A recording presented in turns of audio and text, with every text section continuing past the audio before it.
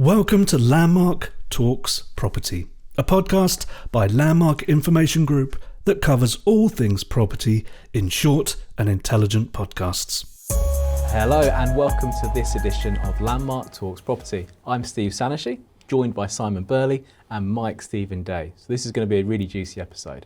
We're going to be looking at compliance for the estate agency industry and trying to frame that into a business enabler rather than a restriction. So who else better to join us today than Mike to run through this and learn together and take some key things away. So Mike, apparently there's people in the industry that don't know who you are. So could you kindly just give us an intro about yourself, please? Certainly. Mike Day, 50 years in the industry. Started when I was 3. More letters after my name than in my name. I'm a fellow of the RICS, of the NAEA and of ALA. I have a master's degree from Reading University in business. Been around the block, have my own business for the last 23 years, working with about 1,500 estate agency clients across a range of services, but a big focus in the arena of compliance. Absolutely perfect. It's great. Well, that's why we've kindly asked you to join us today, and you were very helpful to join, and we are excited for this one. So I have to start in one place. So the changes we've seen recently to the 2026 money laundering amendments, should agents be scared? Not scared, but they should recognise the fact that there are a couple of changes that are going to impact upon them. So as with all things, it's evolving, and we've had money laundering regulations since 2003. Mm-hmm. So we're now 23 years in. This is about the 5th or 6th set of changes and whatever that we've got. But the changes that came in the last few days literally are minimal, but will necessitate an agent recognising them and just making 1 or 2 changes to some of their documentation, for example, to their company risk assessments, to their money laundering policies. Their day-to-day operations are not going to change very much because it's largely focused on lettings, and it's to do with the changes in value on what is regarded as a high-end let. Yeah, and what are those changes? Because the legislation came in when we were part of the EU, it was in euros. Very helpful. So, and most people go, what the hell is a euro? But anyway, and we had a figure for what's called a high-end let of 10,000 euros per month. That has now changed to be £10,000 sterling.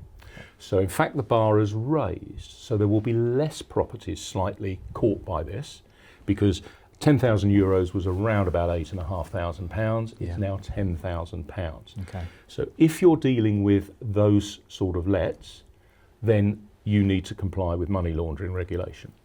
Now, if you're a sales and letting agent, you should be registered with HMRC, and that will cover that element of it. Yeah. If you are a separate lettings business and you're dealing with high-end lets, then you need to be registered and comply accordingly. Okay, super. I think that's put a lot of listeners at ease. So anytime you hear amendment, changes, panic buttons are pressed, but that's a really clear explanation. I think a lot of panic buttons are pressed around AML. Yeah, and we at Landmark deal with that on a regular basis. Obviously you do as well, Mike. But we try to look at it in a slightly wider perspective, that it's not about, oh my God, you can be fined by HMRC. It's about actually how doing compliance right can enable you as a business. And we were talking just before this session about that. So do you want to expand on that a little bit more? Yeah, I think AML is one of a number of areas that agents and that have to deal with. It is important. There are billions of pounds of money laundering crime happening in the UK every year. So there's a real focus on this. And it's important, but as with all compliance, I have the view that it's about making it a business enabler rather than a restrainer. You're going to have to deal with it anyway if you're going to follow the rule book and not risk getting fined. The fines and things, of course, are the stick, but the carrot is actually, if you deal with this, you know more about your clients, you know more about your customers, particularly around their financial arrangements, etc., etc. So actually that should enable an agent to set up better transactions, better deals, speed things up, etc., etc. There's also, particularly with some of the other things like consumer protection areas and material information, there's a much greater opportunity to work with some of our fellow professionals in the industry, like lawyers, God forbid, but lawyers, conveyancers, to actually produce a better product. We've of course got the government now looking at reform and whatever Absolutely, else, yeah. so it is going to happen. We might as well get on top of it now if we're not on top of it already. Yeah, I think in a previous episode of this podcast, Steve and I were talking about the home buying selling reforms, and ultimately it comes down to knowing more up front and being able to enable that to create a smoother and faster transaction. And I think all of those elements certainly slip into that sort of pot. Knowing more about your client, knowing more about how they fund the property, knowing more about the material information, the issues that might crop up in the transaction to help speed up the other professionals in the industry to do their job quicker and easier. So, well, there hasn't been, I shouldn't think there is anybody watching this podcast who hasn't had a transaction where something has cropped up during that transaction, which has been a pain in the backside. Yeah. It's caused a problem. 95% of those scenarios could have been headed off at the pass before we even started. And that's going to be the key going forward. good. And I'm glad you finished that sentence as well, because you started it by saying, I don't think anyone's going to watch this podcast. And I thought we were going down a bad rabbit hole there, so I'm glad we got out of that one. So from your perspective, Mike, when you look at estate agency businesses and we look at the kind of compliance side, the sort of focus around that, what would you say, and I'm going to use 3 as a number here, what would you say the sort of top 3, 4, 5 areas that you see most commonly in estate agents around that part of the process are? Yep. If we take money laundering, Yep. It's about risk, okay? And so people think it's about finding out who people are, ID and that sort of thing, which it is. That's part of CDD, customer due diligence, Yep. client due diligence. But the key bit is about the risk assessment. And it's the story, what's actually going on. And the biggest failure, and it's true of conveyancers as well, because if you look at the fines that have been imposed on conveyancers, it's largely been for shortcomings on risk assessments. And so the risk assessment is the story. It's the how, what, why, where, when, who type questions around the individual or whoever it is involved in selling, buying, etc. Often I can talk to an agent and they can give me chapter and verse, but it's all in here. Yeah. And it's not documented and whatever, which it needs to be. So the risk assessment tells you who people are, why they're doing something, etc., etc. The more you know there, the better it is in handling any of the other elements of a sales transaction. So it's key, and it needs to be done not only up front, but then monitored and kept live throughout the transaction, because things change. So identifying that, applying the right level of risk mitigation to the situation enables you to run a better transaction. I agree. I liken that to reading a book.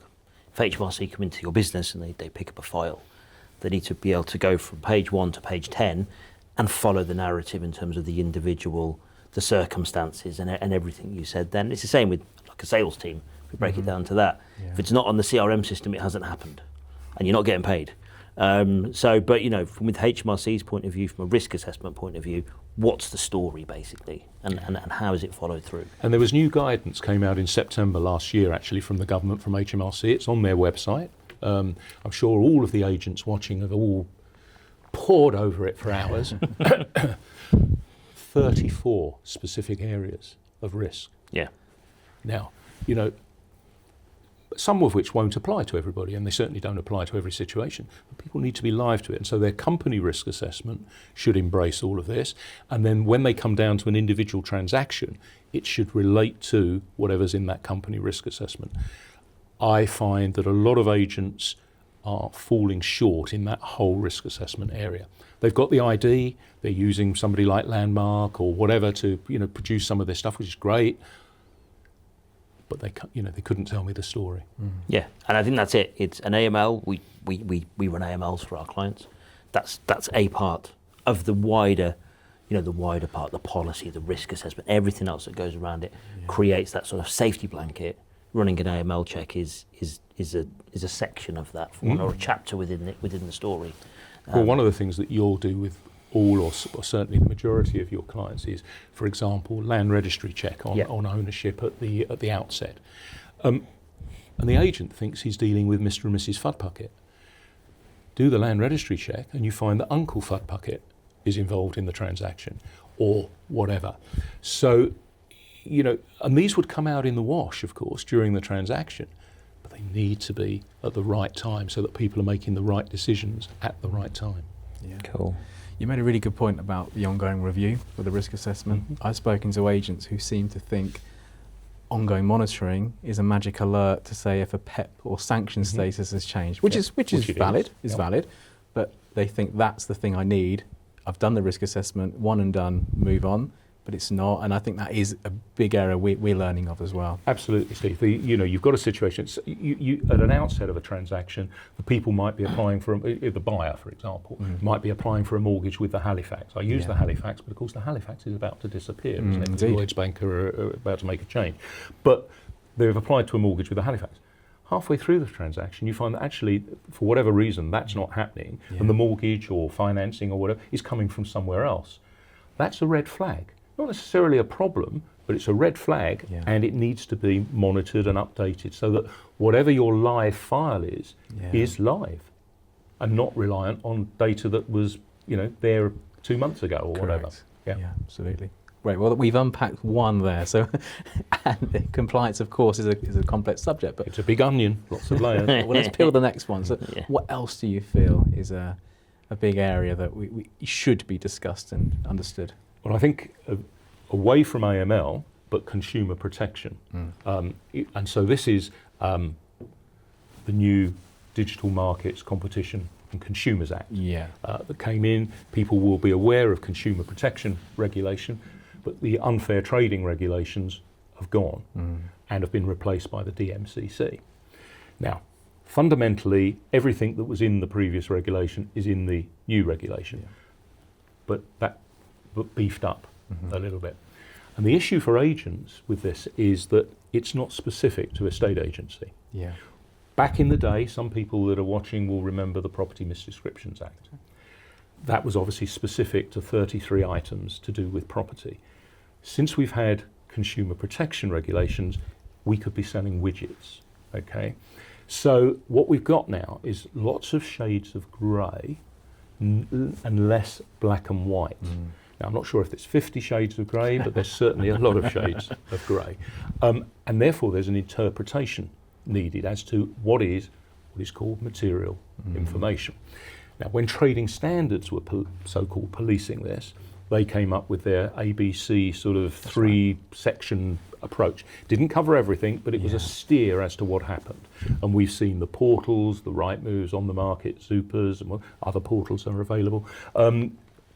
Produce sort of tick box sort of type stuff on there which sort of covers some of this. However, it's wider than that. And of course, this change of legislation means that we're now under the auspices of the CMA, which is the Competition and Marketing Authority. It's early days, so we're not 100% sure how it's going to pan out. But a fundamental difference is that the CMA can not only fine an agent for a breach, they can also make an award to a consumer, which trading standards couldn't.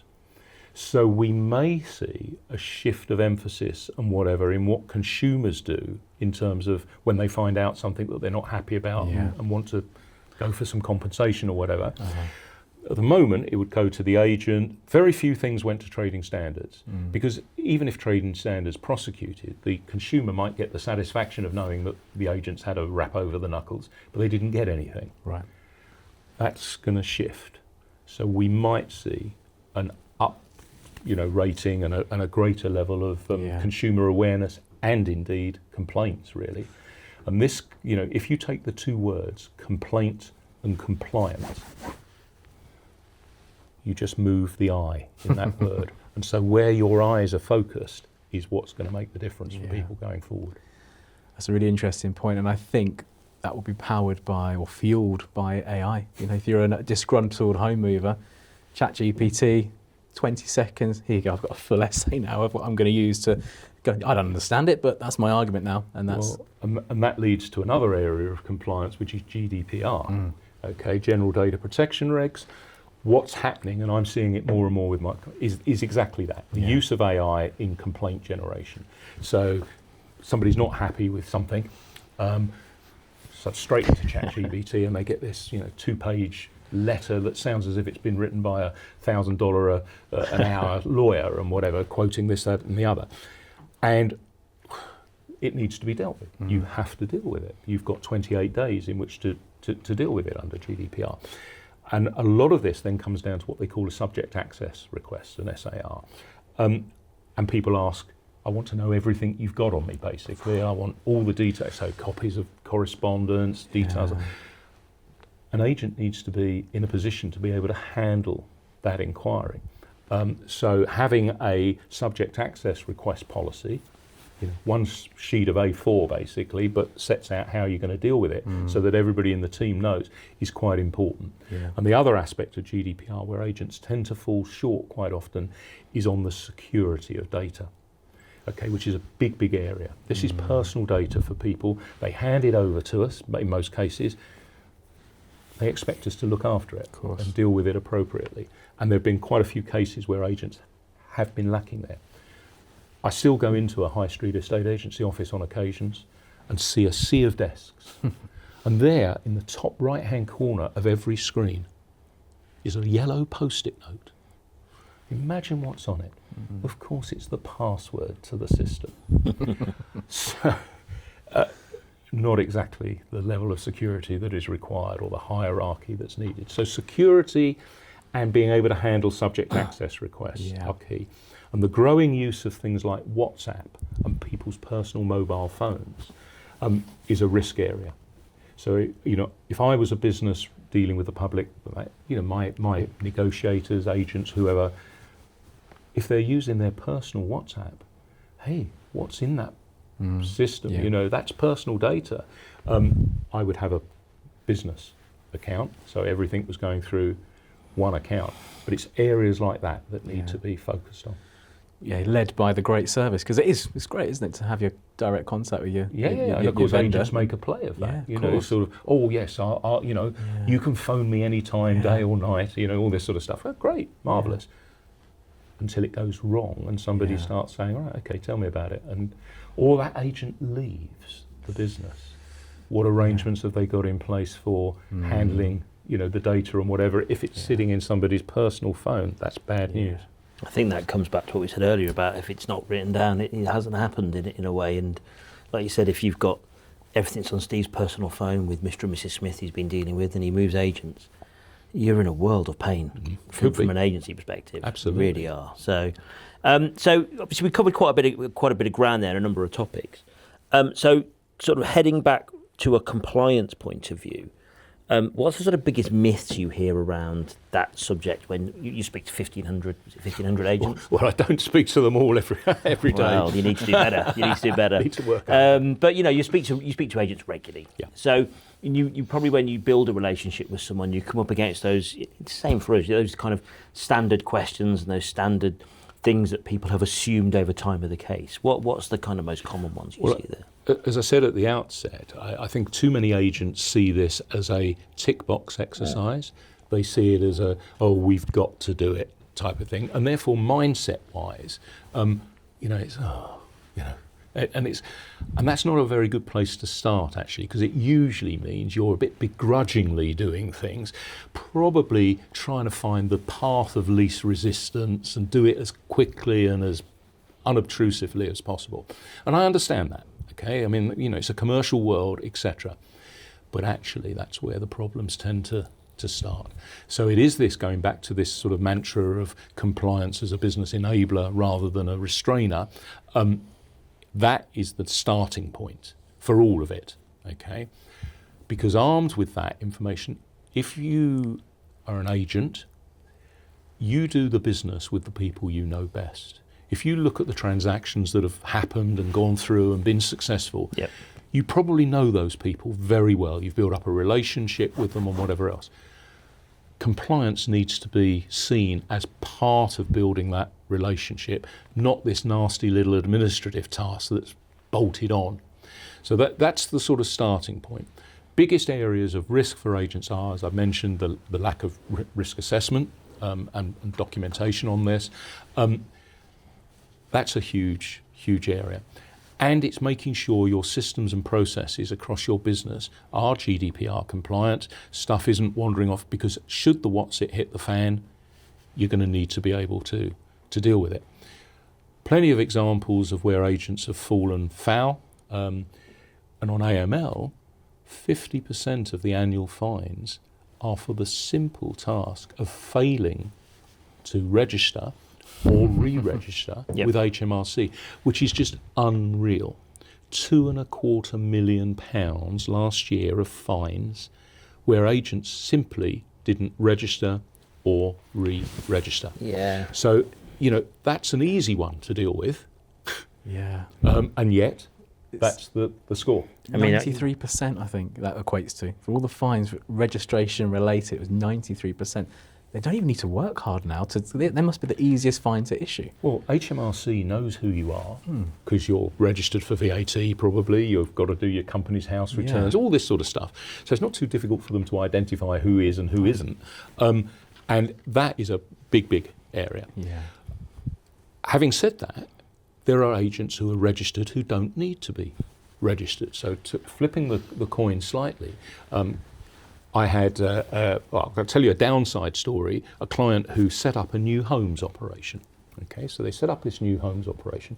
Unbeknown to me, they set it up as a separate limited company. Okay, fine. But as soon as they did that, it was a separate legal entity and it needed to be registered with HMRC.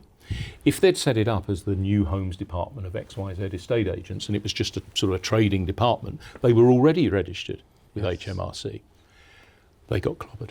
Cost them a few £1,000s because they hadn't registered. So that's a downside story that people need to think about. If it's a separate legal entity, it probably needs to be registered. The other one, and this was within the last couple of weeks ahead of this discussion today, was an agent, a letting business, okay, only lettings business. And when the changes came in last year on sanctions, from May last year, because you have to do sanctions checks, as you know, on all lets, irrespective of value, they thought, oh, well, we probably have to register with HMRC. So they registered with HMRC. They don't do high-end lets. So actually, they didn't need to be you don't need to be registered with HMRC to do sanctions checks. You do from AML point of view, but you only need to be registered if you're dealing with high-end lets. And let's be honest, none of this is massively clear when you read in the guidance, is it? No, but then, hopefully people talk to me. Yeah. But the fact was, they thought they were doing the right thing. In fact, they were going over and above. Yeah. Okay? So they registered. What happened? They registered. Okay? They registered in the last 6 months or whatever, following last May. And HMRC took a look and said, oh, you've been trading for the last 20 years and you've not been registered. So HMRC went after them for, if you like, a backdated scenario. We've had the need to register since 2007. Yeah. It was originally the Office of Fair Trading, the OFT, no longer exists, now the CMA. It then became HMRC in 2014. So they went after them for, best part of sort of nearly 20 years. And the fine was going to be, pretty substantial. Fortunately, I was able to, produce some documentation and put a case forward, and HMRC not only dropped the case, but allowed us to deregister. So there is a risk of overzealous approach as well as under. Generally, you're safer, obviously, taking the sort of belt and braces approach. Yeah. But actually, why would you register if you don't need to register? And there are circumstances where people don't. And that bar has just been raised, as we said. Absolutely. Because it's now £10,000 a rent, not €10,000. So it has just raised that sort of bar a little bit. Yeah, and we don't have the figures to hand, but £10,000 rent threshold is not crossed very regularly by many agents, is it? No, from that perspective. I mean, obviously, you've got prime central London and things like this, but and some outer areas with occasional property. But for it to be a general part of your working, I would think 95% of estate agents come nowhere near it. Yeah, I mean, you're talking I think, as we said, 5, 6, 7 million pound houses probably that fall into that category in the main, and obviously there's a few exceptions there. I mean, I had a couple of clients in central London last year, and they did rents at £43,000, not a month, a week. £175,000 a month, £2 million a year rent. So, there is some stuff in that range, but some, agent out in the shires somewhere or whatever, is going to come nowhere near that. Yeah, absolutely. Yeah, so moving on then, so and you kind of sort of you touched on this earlier, so you might want to just expand a bit more. When we look at the way agents frame it, and I've recently had personally people out to my father's property that I've had to deal with to value it, and what I did find with all three of them, one of them used our system and the other two used other people's systems, but actually they all talked about money laundering, right? And they all framed it in different ways, and I would suspect if I'd have had those three people out 4 or 5 years ago, it wouldn't have come up into conversation. Now maybe it's because I forced the hand a bit, or I said I worked for Landmark, possibly, who knows, but it was not the first time they've talked about it. So agents are starting to bring it into their sort of day-to-day patter, as it were. But when you look at AML or source of funds, which obviously has to do on the purchases coming through, how would you suggest agents move to start framing that whole piece? Well, I think, for example, I mean, the most important thing for most agents is winning an instruction. It's getting the property on the market. That's their sort of, number one starting point, because if you haven't got the property, obviously you can't sell it or let it or whatever. So a lot of focus obviously on that, and there's a lot of work going on with all sorts of different systems and things to sort of farm databases and all this sort of stuff to get at that. So that's where there's a big focus. But agents spend too much time, in my opinion, talking about getting the property on the market, and we're going to put it on Rightmove, and we're going to get you the best price and that. Now all of that might be part of it and important. They spend less time talking about how they're going to actually get that person from that property to wherever it is they want to get to. And most people are moving, not all everybody, but most people are moving, and they focus less on the journey and how they're going to get there. And if you take AML and some of the other compliance areas, that's part of that journey. And done well, it will help smooth that journey. And so instead of focusing on just getting the property on the market, in which case it starts to get seen as more paperwork and whatever else, focusing on how it fits into the journey, agents could differentiate themselves better. And if they differentiate themselves, they're going to win more instructions, get higher fees and do better. And linked to that, of course, is the whole upfront information stuff around potential home buying reform, which can be done now anyway. The introduction of reservation agreements, a whole load of commercial opportunities there if agents just put a little bit of thought and effort into it. I'm not ignoring your question on source of funds. So, most agents don't like asking a buyer, where's the money coming from? And you mentioned earlier that most people, where you have a successful sale, probably know the person really well and potentially feel quite awkward about asking these questions in some cases. So why don't they put them in somebody else's shoes? So, if you were selling your house, Mr. Buyer, would you want to make sure that the buyer's funding was legit, in place, sorted, et cetera, or would you like us to ignore it and throw it against the wall and hope it sticks? Yeah, absolutely.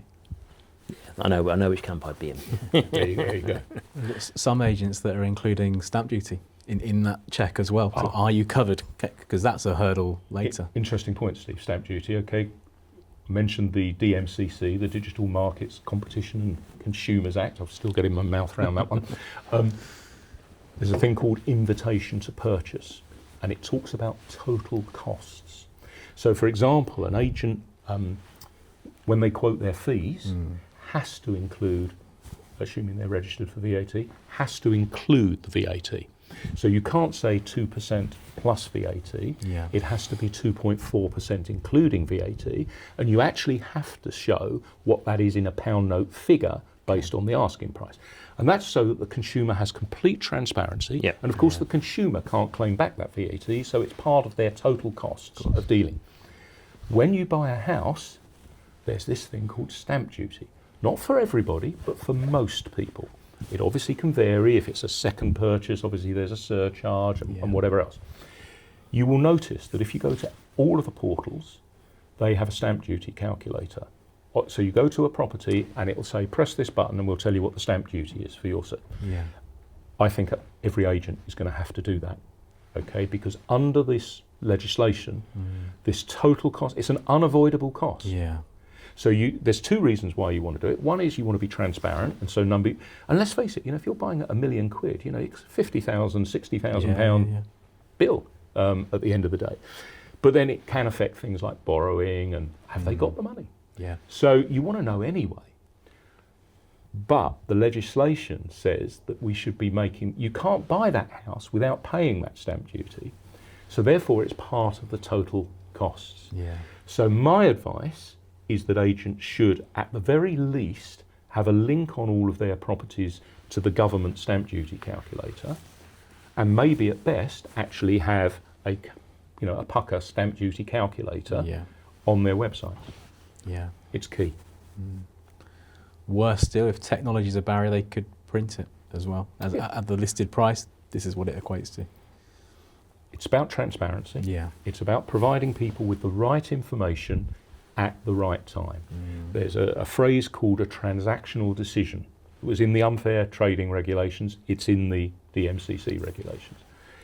It's about people having the right information at the right time in order to make an informed decision. Yeah. Not finding out afterwards. So what is material information is obviously the big question, but the timing of when it's given to somebody is also pretty key. Yeah. More and more agents are producing packs of information. Of course, those of us that have been around a little while will remember the home information pack, the much maligned home information pack. The reality is we should have kept it. The reality is that it wasn't perfect and it needed refining, but it got ditched. So we're now we've got that slight barrier of, because we're going to end up with something akin to that. Yeah, absolutely. But it's a question of when and what's in it. So we need to address that. Yeah. But before somebody views a property, if people say, well, when do I tell somebody? I view viewing a property as the first transactional decision that a buyer takes, because they've made a commitment to go to a property, to spend time, money or whatever in doing that. Particularly, the little old lady's flown down from Glasgow to visit a property in Plymouth or something, gets there and finds that it's completely, there's something about it that's not right or whatever that she would never have bothered with. And the agent could have told her. She's not going to be happy. And she's going to be gunning for somebody in terms of reimbursement of costs and a bit of grief and whatever else. We don't know what this is currently costing the industry because we only know about fines and things that are, in place. But I know from my own client bank, talking to them about cases that they've had, I think there's over £10 million a year being spent by agents in compensation payments. Wow. And anybody watching this podcast, I think if they look at their own businesses, it wouldn't surprise me that they've had situations where it might have been a bunch of flowers and dinner at McDonald's, or it might have been a few £1,000s of compensation. It's happening all around us now.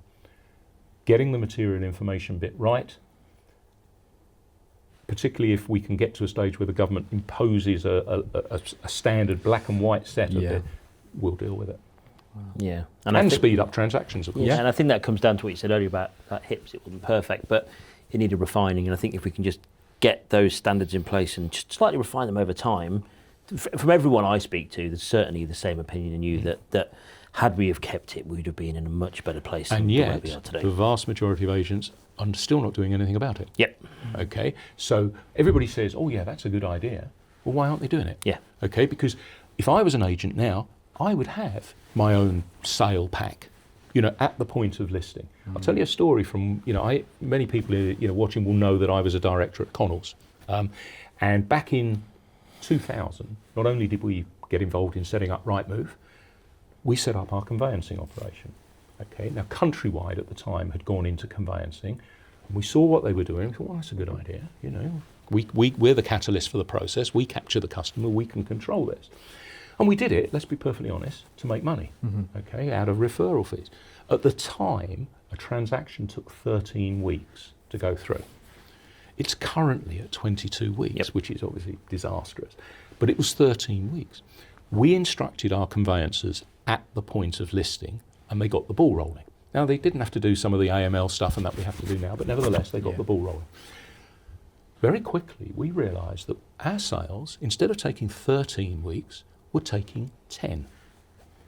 Now, when you're doing, at the time we were doing, I think, 22,000 transactions a year. And instead of our pipeline moving once every 4 weeks, 4 times a year, Yeah. it moved 5 times It's massive. a year. It put millions on the bottom line. Yeah. That should be happening now, but it doesn't. Yeah. There's the option or the ability for agents to generate more money without generating more new instructions. Yeah. You know, by securing the pipeline they have, by bringing people in earlier. I've got a client who uses reservation agreements. Yeah. Okay, because if you've got the pack of information, you can produce a reservation agreement. Nobody's going to enter a reservation agreement if they haven't got the information. Yeah. But it's a bit like buying at an auction. If you go to an auction, there's a legal pack and a pack Yeah. of which you're, as a buyer, you potentially should study it before you bid. Because once you've bid and the gavel falls, done. deal done. Why don't we have that in the private treaty arena? So I've got a client, I won't name them, but down on the south coast, and they use reservation agreements. So they have this pack of information they produce. It costs the seller obviously a little bit more money to get a property into the market. It takes an extra 4 or 5 days to get a property into the market. They reckon they've speeded up their transactions by about 6 weeks. Not only that, their abort rate has gone from around about 27% to about 12 or 13%. So they've halved their abort rate. That alone has added tens of thousands of pounds to their bottom line.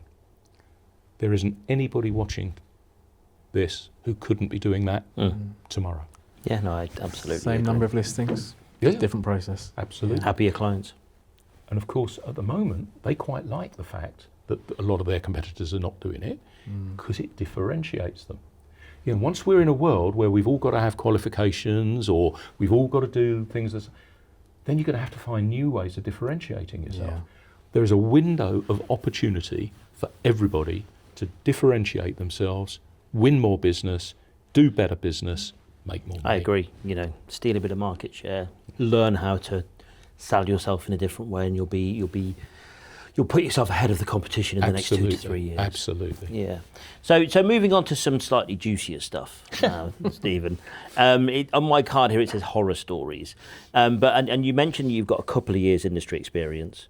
So you must have come across some examples, and I'm going to go down the compliance route here because I've got a few examples as well, and everyone likes a good story, but where it's gone wrong, from a funnier point of view, maybe a less funnier point of view, and what impact it had. Does anything come to mind on that? I know I've put you on the spot. Yeah, and of course, I've already mentioned people sort of registering where they don't need to register and this sort of thing. There are some funny stories around some of the information that is found out, but those aren't horror stories from the point of view of somebody getting clobbered compliance-wise. But they would have been horror stories if they hadn't done things. So, and this is largely around material information, okay? So if I had a room full of people on a training course, I often ask a question, okay, tell me, if you were thinking of buying a property, would you want to know that it had flooded?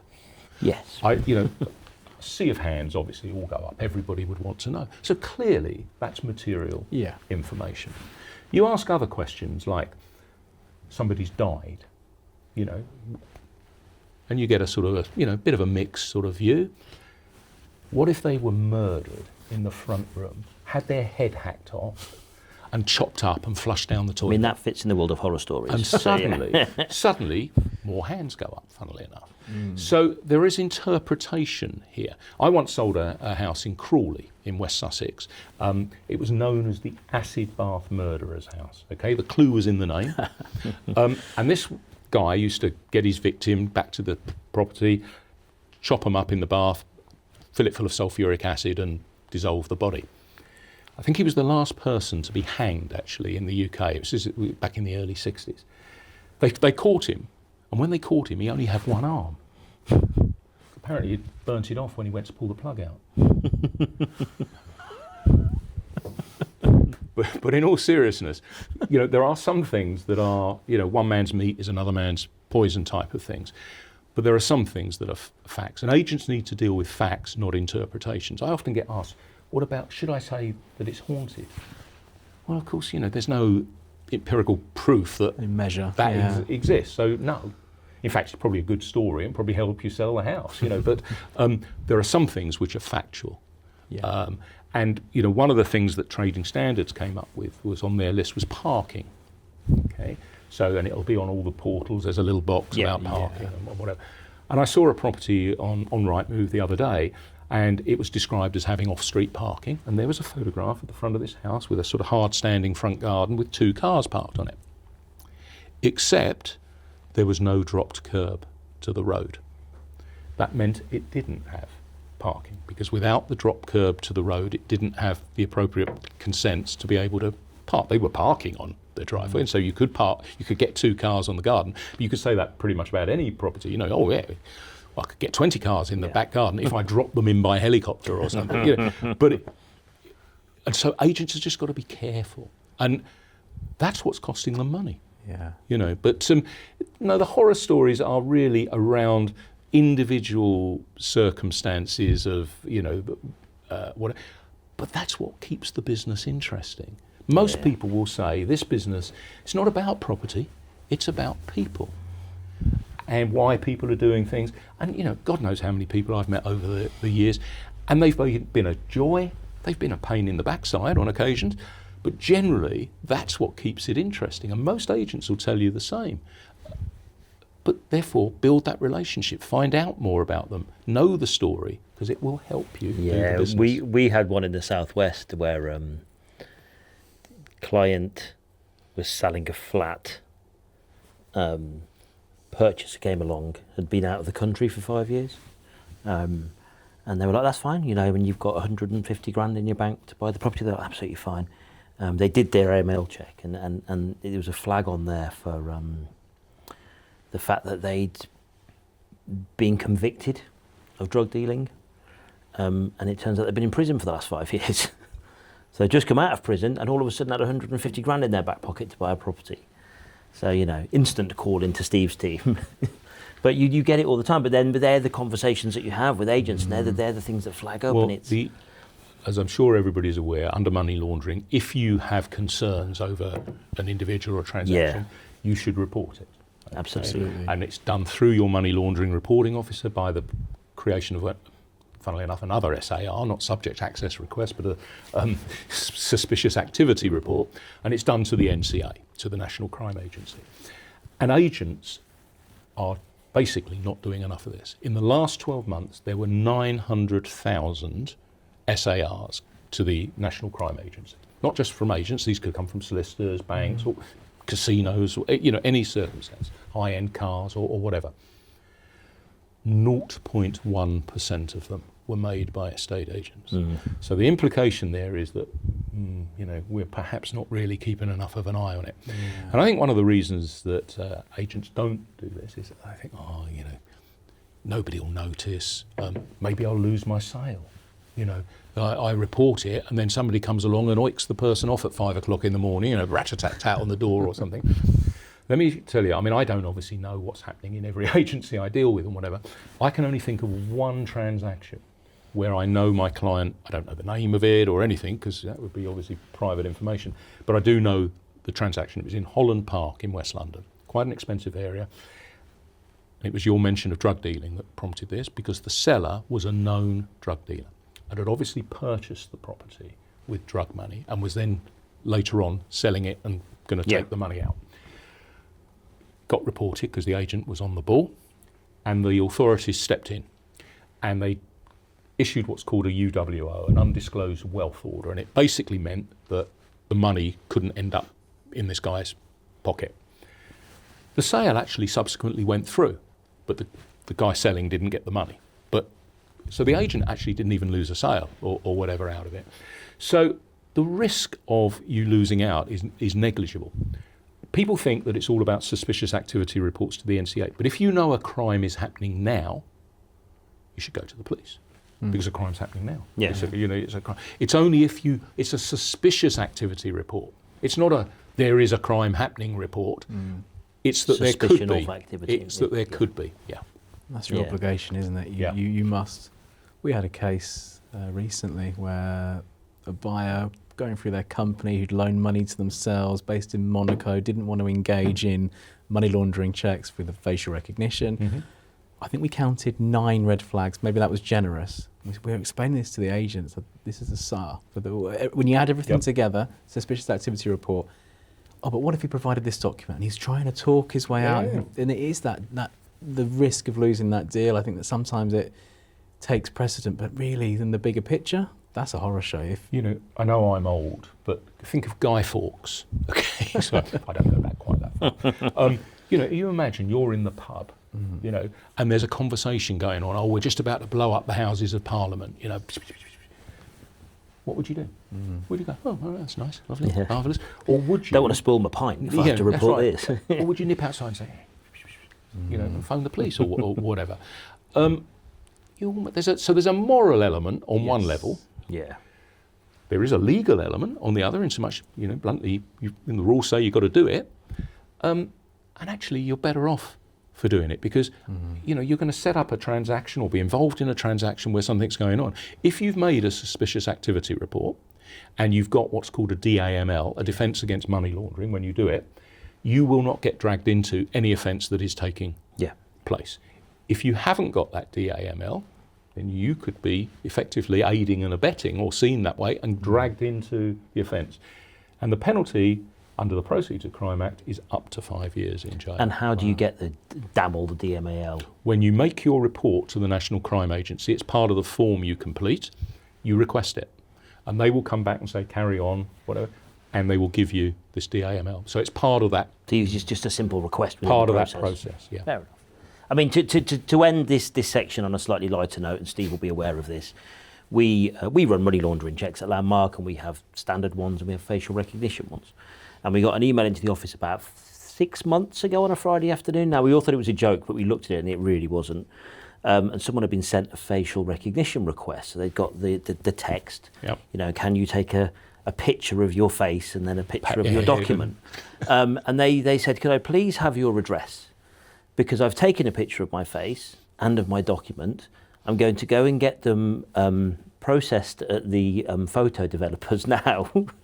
And then I need to know where to send them to so you can run the necessary checks.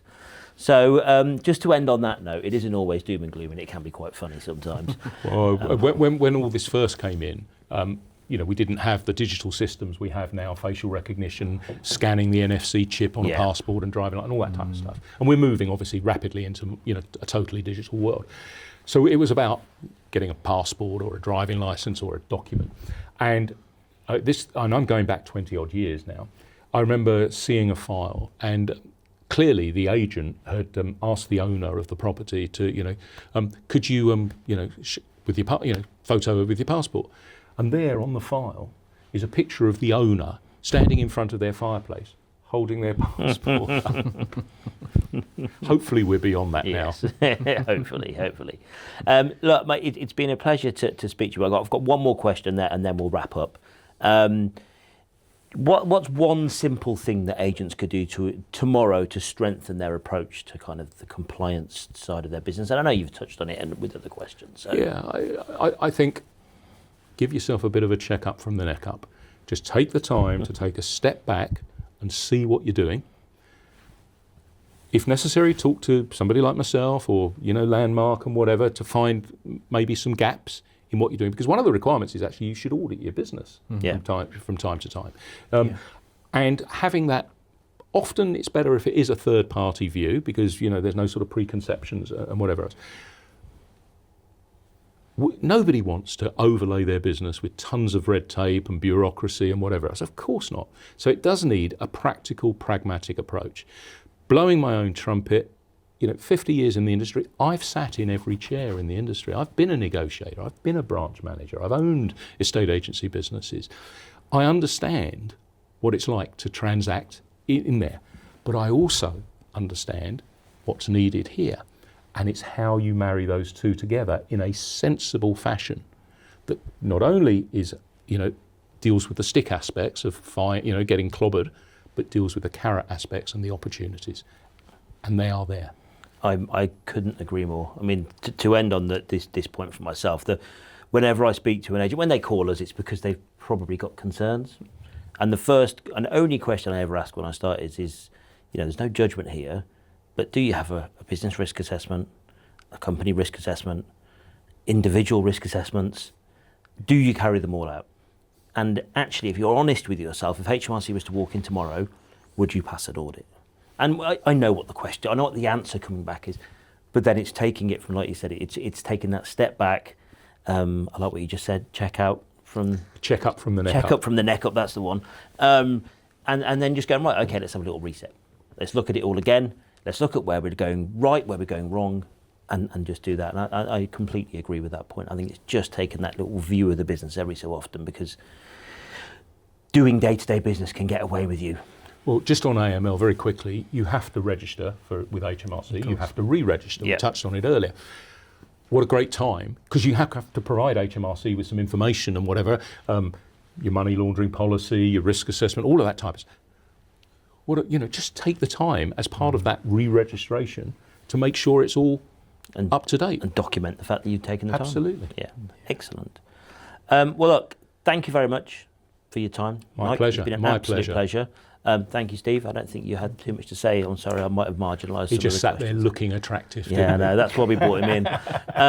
Thank you very much, everyone, for joining us today. It's been a pleasure. I hope you found the session interesting, and we look forward to speaking to you next time. Thank you for listening to Landmark Talks Property. If you've enjoyed today's podcast, please hit subscribe.